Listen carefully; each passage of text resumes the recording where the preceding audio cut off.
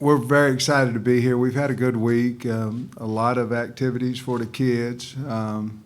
Certainly trying to stay away from COVID as best we can. I want everybody to know I have such a great respect for Coach Franklin, and he and I have had some really good conversations over the last 2 times we were able to get together, and I have great respect for Penn State University.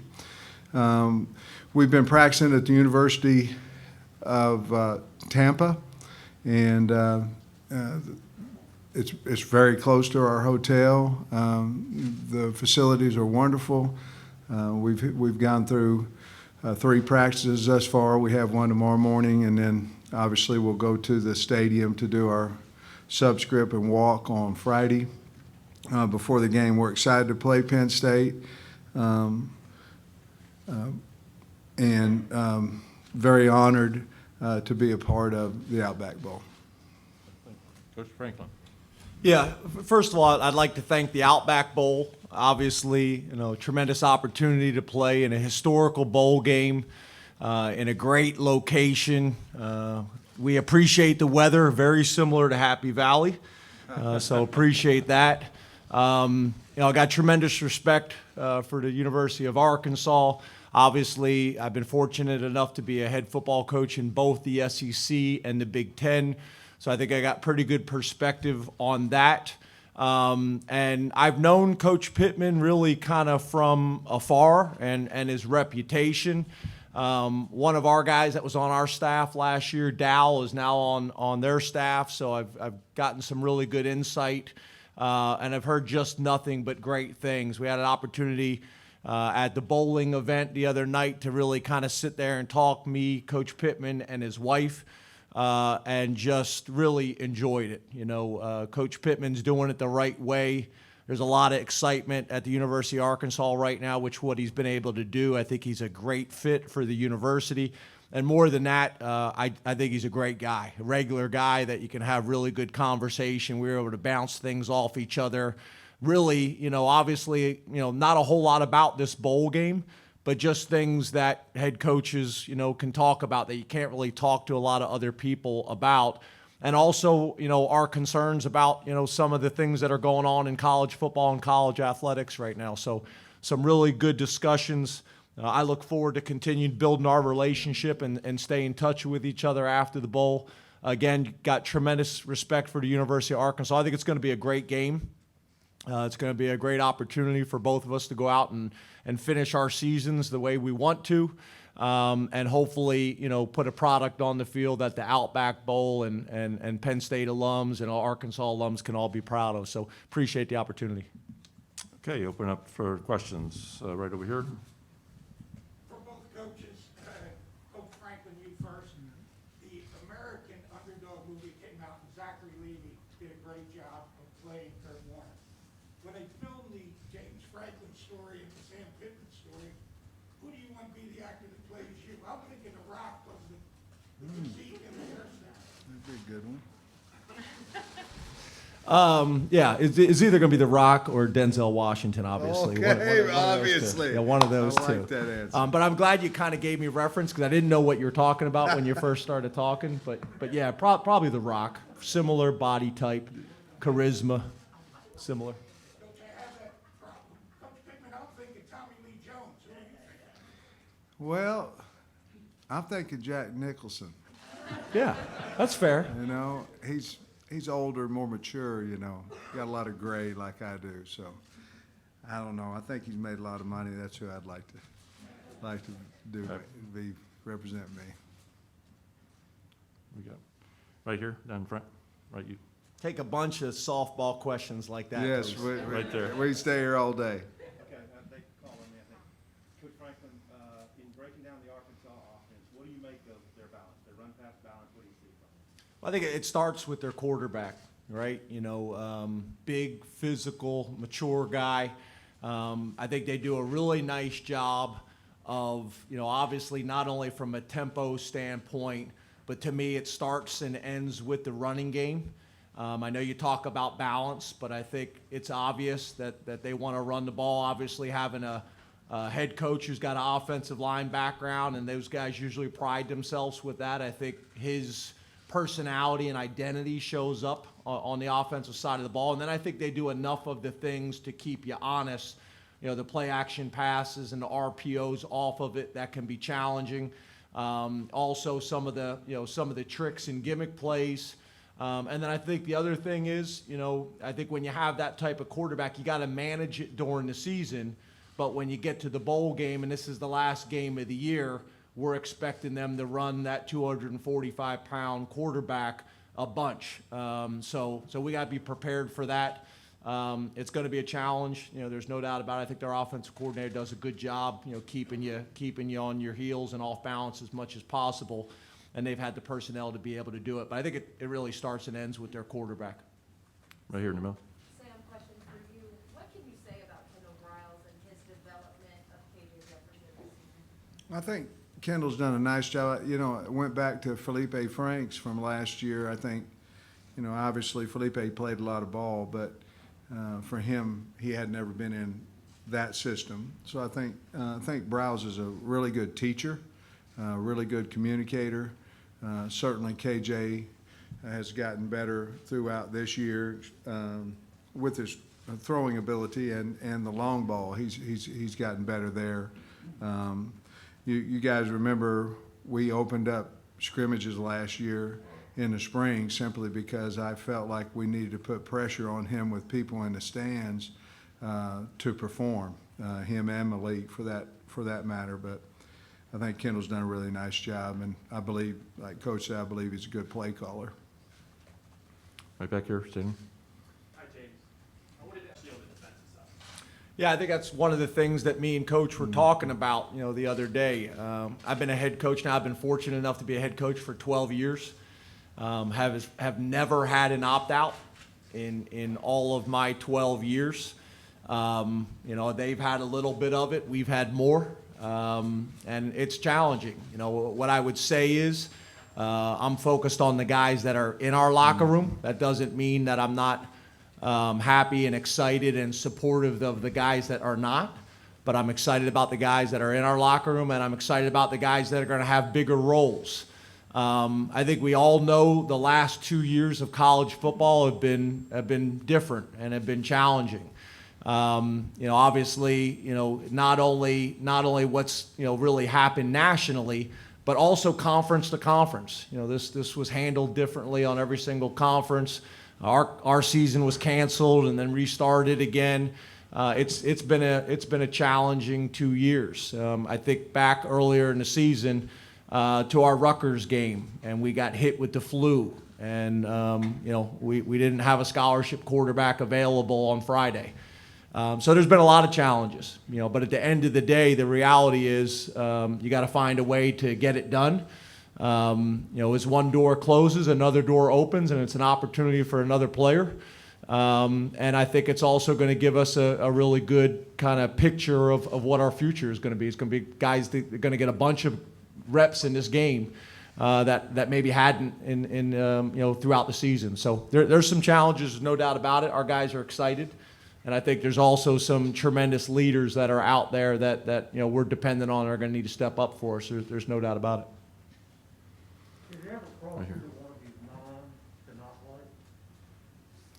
Well, what I would say is we discussed what we think is going on a bunch in college football. And I think, you know, I'll speak for myself. You know, we've never seen this in college football, right? We've never seen people, you know, not playing. It happened a little bit last year. We thought we were done with it. It's happening again this year. You know, I don't really kind of want to get into it because I can't really speak for other people and what they are doing.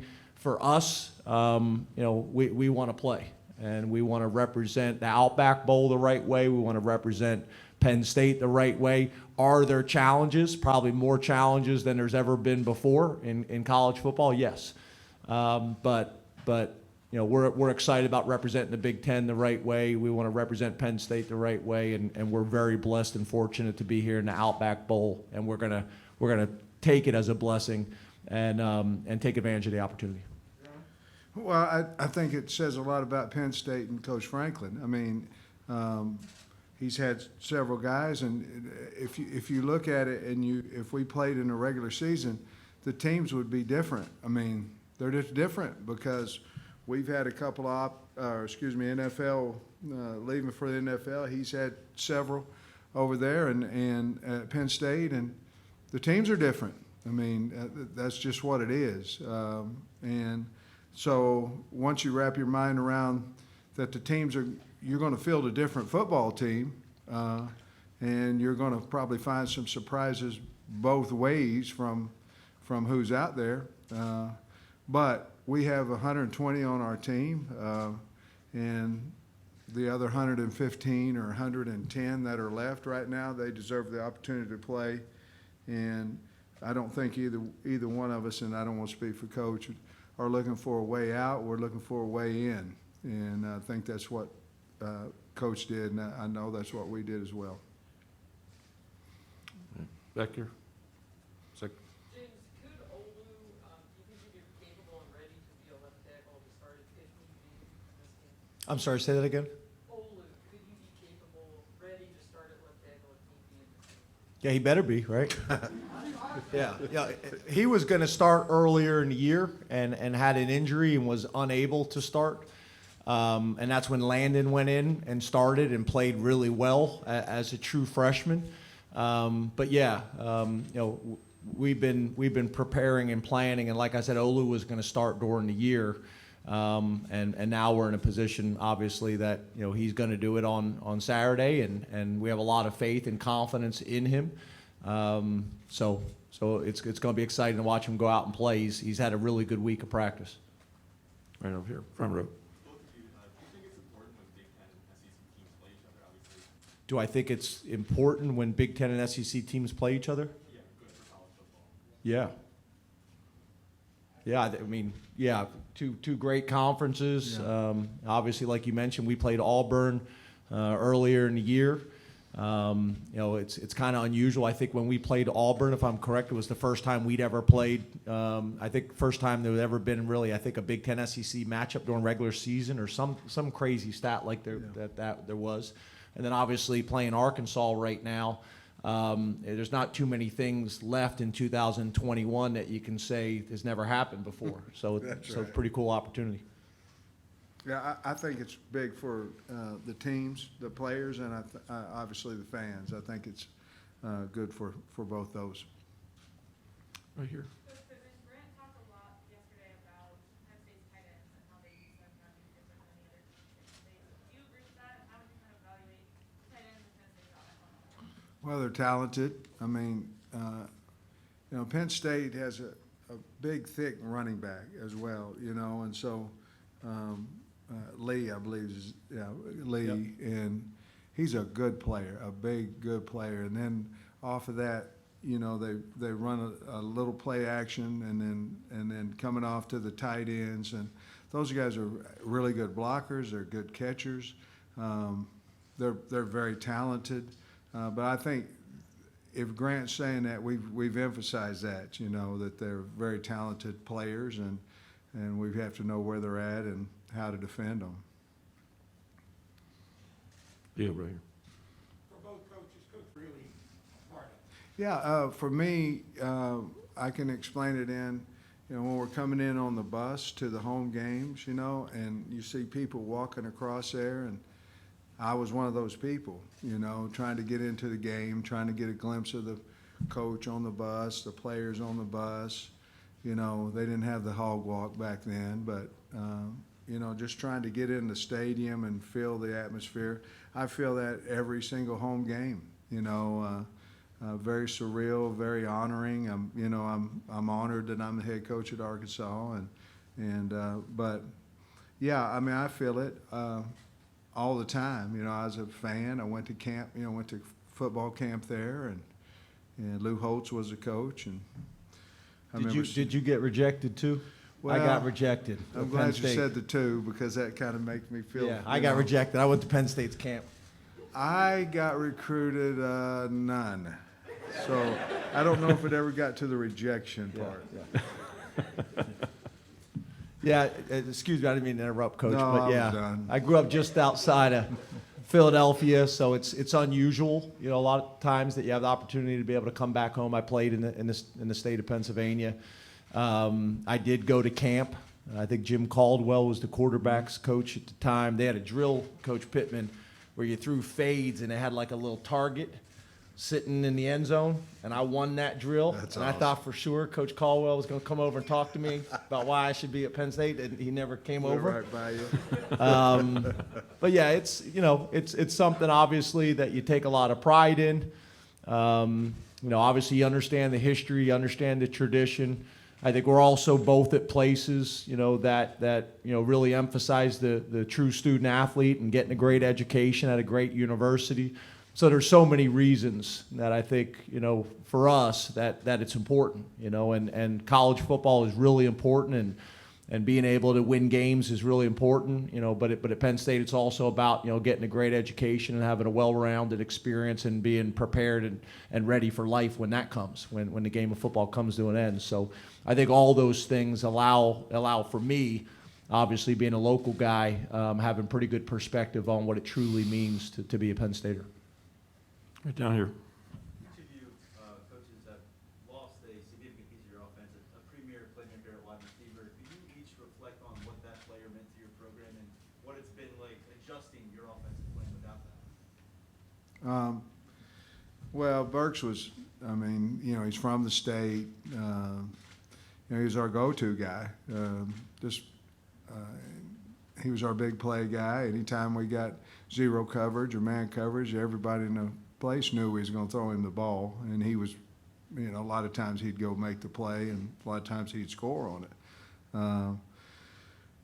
I understand his situation and things of that nature, but losing him, we lost a lot of offense, and we also lost a very good leader.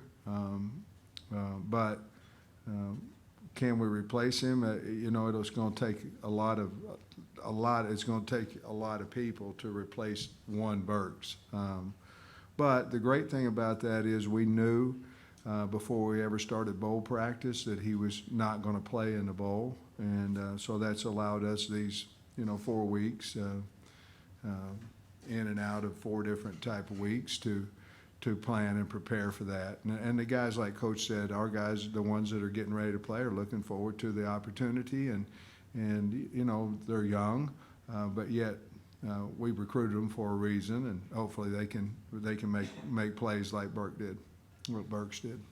Yeah, for us, kind of a similar story, right? Jahan Dotson from the state of Pennsylvania, decided to stay home after being committed to another school, and it worked out really well for Jahan Dotson, and it worked out really well for Penn State, and I could not be more proud. Jahan had an opportunity last year to leave and decided to come back, and I think it really helped him.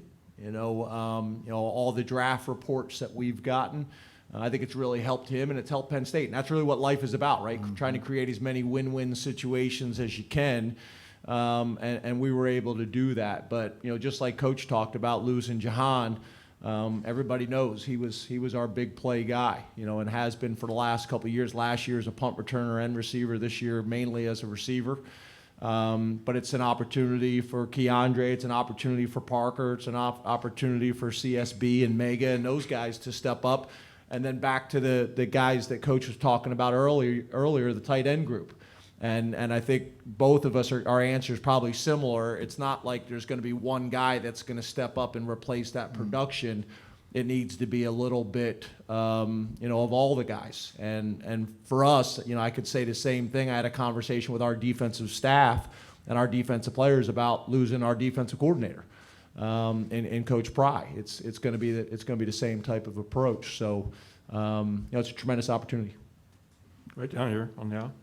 Coaches, with some of the bowl games being canceled and also some cases at the last minute because of COVID, does that frame your opinion or message to kids in any different way? Maybe emphasizing precautions, maybe talking to each other, figuring out a contingency plan.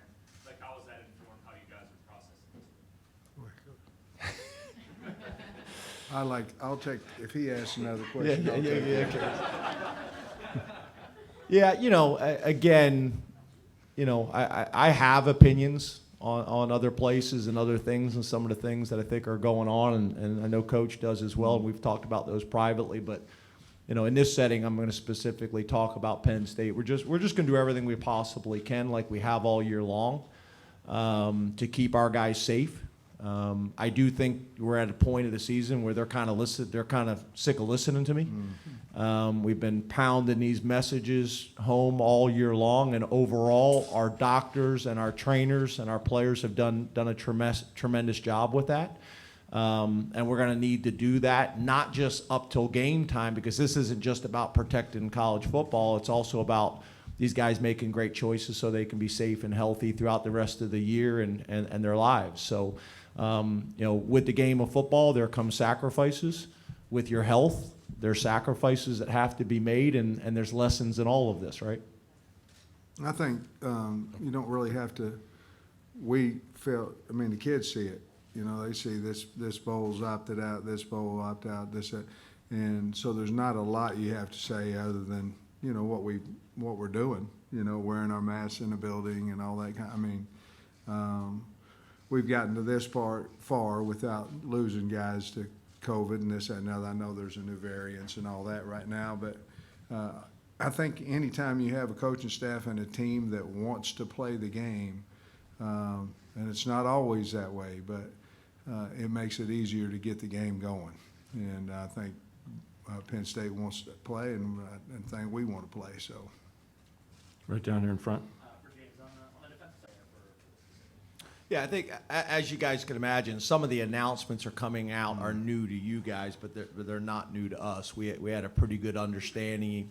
What I try to do is at the end of the year, I sit down with all these guys and have conversations, and sometimes their parents are included in those conversations. And like I said, for 12 years, we've never had one. And that doesn't mean for 12 years there hasn't been guys that have been advised not to play, and there hasn't been guys that have considered it. But literally for 12 years, we've never had one. So this is new information for you guys. It's not new for us. We've been planning and prepared for this for a while. There's really none of these announcements are new to us. Right back here. James, you talked to Owen yesterday about possibly making the transition to Sam linebacker. Obviously, you guys are a little depleted in that room. Is that something you see for him this game and beyond? And how is he kind of making that transition? Yeah, he's already done that, this year. He's already played, that position. I think that was part of him coming back. He's going to come back next year and use his extra year. I think he realizes, as well as we do, although he's got some safety skills and DB skills, he plays his best the closer he is to the football. I think that's his long-term future. So it made sense for him to come back, fill one of those roles and be able to put, a whole season of tape together of showing probably, what his role and identity will be at the next level. So, obviously he's been a great special teams player for us. But yeah, playing that, what we call the field backer or the Sam linebacker, I think that's his future, and he'll play that on Saturday. In the back here. Coaches, you guys have bowls, you're going to Busch Gardens later, and then there's a beach trip. At this point in your careers, how are you balancing the fun of a bowl game with coaching and trying to get your guys play? Well, I have no experience at it, so it's pretty balanced to me. He's been a gazillion of them. As a head coach, we're practicing in the morning, and we're telling a guy, your day has objectives in it, and it has things that you need to get accomplished. And practice is first and foremost, and we're doing it early in meetings, and then, the rest of the day they can go out on their own and do. As long as they can plan their day, and I want it to have success the whole day. I think the fun and the practice and the meetings and all that can be put together. So that's what we're trying to do, and it's good that we're starting practice in the morning, because that way they have to be in a little better shape coming home, get earlier curfew and things of that nature. Right here in the back. Yeah. Sam, the SEC has not done well yet in the bowl. Does that lend us even more pizzazz for this bowl game? You know, I wish the answer was yes, you know, but, you know, each of those schools got their own team, their own, you know, going to NFL. You know, a lot of times in the SEC and then the Big Ten and things of that nature, I mean, you're going to have really good players. And by the time, until we get to more teams in the playoffs, like I said before, you're going to play a different team. It's going to have the same logo on there, but it's not the same team that you had during the regular season. And I think that's a little bit what's happened to the SEC. Maybe not. Maybe they just got beat. I know I'll catch a lot of heck for saying that from the teams that beat the SEC teams. But for me, it's about, you know, preparing our team well enough to go out there and play as good as we possibly can. Hadn't thought much about the SEC not being 0-4. All right, couple more questions here, right here in the black. Sam, you got Tyson Morris back today. What does his addition bring again, as we talked about wide receivers stepping up? And for a kid from Fayetteville, has been through different Yeah. with this team, so important for him to be here. Well, we needed him back. His legs look fresher than the other guys today. You know, he hadn't practiced for a few days, but He look good? well, I tell you, I'd leave him wide open. He dropped a couple. But you're right. He's from Fayetteville. He's super senior, coming back, all those things, and I'm just glad that he was able to get back today, and he seemed to be excited. The kids seemed to be excited for him, you know. All right, in the back. James, you talked about your linebackers. Do you feel like you have the requisite numbers to play how you want to at linebacker with the opt-outs? And are you in a position where you might have to burn some red shirts that you otherwise wouldn't have? Yeah, fair question. Obviously, you know, there's not a whole lot I'm going to answer in terms of things that I think could affect the game and from an information standpoint. But yeah, we're gonna have to burn some red shirts. There was some conversations. We've been very strategic about, you know, playing guys in 4 games and playing some guys in 3 games and saving a game for a bowl and things like that. But as the season went on and we had the flu spike and other things, it was hard to do that. So yeah, we have some guys that we're going to have to burn their red shirts for this game, but it's not something, you know, that I decide that on my own. You know, I don't think that's the right thing to do or fair. You bring the young men in, you have some conversations with them. Sometimes you include the parents in those conversations. I still think it's a little bit better than the old days where, you know, I'll never forget Dominique Foxworth, who's on TV now, who I recruited out of Baltimore at the University of Maryland. He burned his red shirt for 1 game at the end of the season to send us to the ACC championship, you know, years ago. And I really think this was the right change. This was one of the rules that have been changed. I think it's the right thing to do. So yeah, you're talking about burning a guy's red shirt, but you're really talking about burning a guy's red shirt for 5 games, where you'd still like to preserve it if you could, but I think it's a very different conversation than in the old days. You're talking about a kid that you've been trying to redshirt all year long, and now you have no choice, and you have to play him in the bowl game, and he's lost an entire year for 1 game. I think it's still a better scenario than that is. But yeah, that's where we're at. You know, we're gonna have to play some of those guys. One last one right here. For both coaches again, you're not one of the 4 teams playing in the college football playoffs. Is there a better place than the Outback Bowl in Tampa, kicking off New Year's Day? You work for the Outback Bowl? There's a promotional announcement, sorry. Yeah, I saw you slide them 5. Yes. But no, I mean, yeah, obviously, I think both of us in the conferences we play in and the schools that we have from a historical perspective, obviously, you know, we want to make the playoffs. There's no doubt about it. But if not, you know, to be able to play on New Year's Day in Tampa, Florida, and at the Outback Bowl, and you know, it's a tremendous opportunity. So I know we're very, very excited and fortunate to be here. We lobbied for it. I mean, we did. We wanted to come here, and we made no bones about it. We wanted to come to Tampa and Outback Bowl. Now, we didn't know the opponent. You know, we may have tried to lobby somewhere else, you know. But we wanted to come here. We wanted to play on New Year's Day. It was a big deal for us in our program, and so we did. We lobbied for it. Thank you, coaches. Thank you, everybody here. We appreciate it. We look forward to the next few days and a terrific game on Saturday.